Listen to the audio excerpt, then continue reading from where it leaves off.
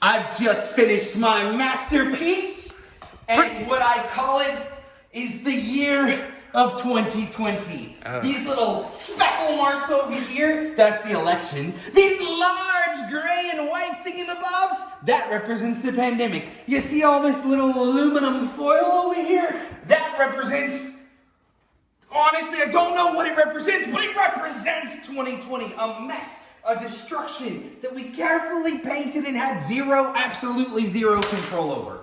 Zero, right? There's no organization, it's chaos. And I can tell you that in my life, I've been tired of chaos for a long time.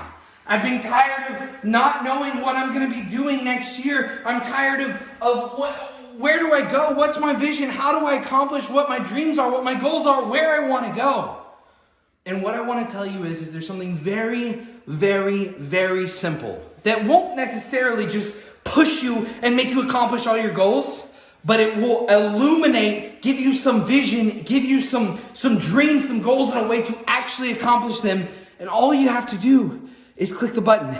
Me and my partner who's behind the camera, what we do, he's right here, what we do is train people on how to build their own businesses, specifically on Amazon.